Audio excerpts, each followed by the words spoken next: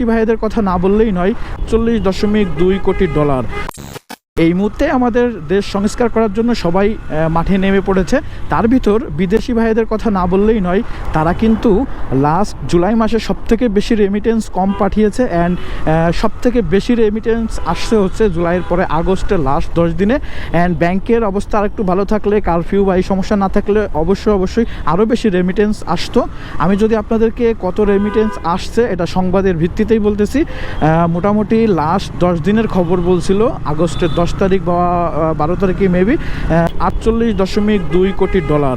So এই রেমিটেন্সটা আসছে আমাদের বাংলাদেশকে সংস্কার করার জন্যই, কিন্তু আমাদের প্রবাসী ভাইরা মানে হেল্প করতেছে। অ্যান্ড তারা আসলে সবসময় আমাদেরকে সাপোর্ট দিয়েই চলে আসতেছিল, কিন্তু আমরা তাদেরকে হয়তো সেই সম্মানটুকু, সেই ভালোবাসা শ্রদ্ধা জানাইতে পারিনি। অ্যান্ড আশা করা যাচ্ছে এখন থেকে অনেক কিছুতেই তারা সেবা পাবে। অ্যান্ড আমি কয়েকটা সেবার কথা আপনাদের বলতে চাই, যেটা আমার সামনে দেখেছি। আমি হচ্ছে ব্যাংকে আমার একটা বাইক লোন ছিল, এই যে বাইকটা চালাচ্ছি এটাই ব্যাংকের লোন ছিল। অ্যান্ড এই লোন ক্লোজ করার জন্য ব্যাংকে যাই। তারপরে হচ্ছে এইখানে আমরা মোটামুটি 20-15 জন আসে সিরিয়াল মানে টোকেন কেটে বসে আছি। এর ভিতরে একটা প্রবাসী ভাই আসে, অ্যান্ড ওনার প্রবাসীর যে কোনো একটা কারণে সার্ভিস নিতে আসছিল। তখন যে টোকেনটা কাটলো তখন সে বলল, আপনার কি বিদেশের ব্যাপার? তো বললো হ্যাঁ। ওর টোকেনটায় আসলে যে কোনো একটা কিছু করা আছে, এখানে ইমার্জেন্সি একটা স্লিপ দিল।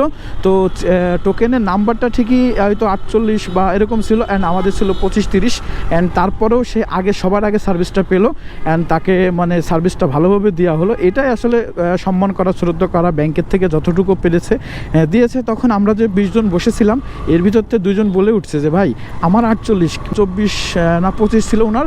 বললো আমার 25, কীভাবে 48 সিরিয়ালটা আগে চলে গেল? তো আসলে তখন বললো যে ওনার সেই বিদেশি মানে প্রবাসীদের জন্য ইমার্জেন্সি একটা সার্ভিস আছে, সেটার জন্য উনি আগে সার্ভিসটা পেয়ে গেছে অ্যান্ড সার্ভিসটা নিয়ে নিচ্ছে। মানে খুবই ভালো লাগছে। তখন আসলে আর কিছু মনে হলো না যে কোনো অভিযোগ থাকবে বা এটা খারাপ ছিল ভালো ছিল, এরকম কিছু আসলে মনে হয়নি।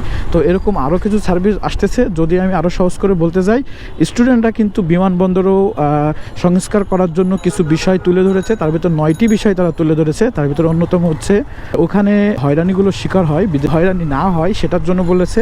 অ্যান্ড ওইখানে যদি কখনো কোনো ফ্লাইট মিস হয়, সেই তাদের রেস্টের ব্যবস্থা করা হয়েছে। ওয়াইফাইয়ের সুবিধা দেওয়ার কথা বলা হয়েছে। অ্যান্ড ওইখানে যে জিনিসগুলো আছে মানে খাবার থেকে শুরু করে নিত্য প্রয়োজনীয় জিনিস থেকে শুরু করে যেগুলো আসলে দাম অনেক বেশি থাকে এয়ারপোর্টের ভিতরে, সেগুলোর দিকেও খেয়াল রাখতে বলা হয়েছে। অ্যান্ড লাগেজ চুরি সহ আরও যে বড় যে অপরাধগুলো আছে, টিকিটের দাম বেশি কম হয়ে যাওয়া, ফ্লাইট মিস হয়ে যাওয়া, এই ধরনের যে কাজগুলো আছে, এই রকম বিষয় 9টা ধরে কথা বলা হয়েছে। মানে শিক্ষার্থীরা সহজে বুঝাইছে আমরা 9টা সমস্যা পেয়েছি, অ্যান্ড এই 9টা সমস্যা সংশোধন করতে হবে, এটা সংস্কার করতে হবে।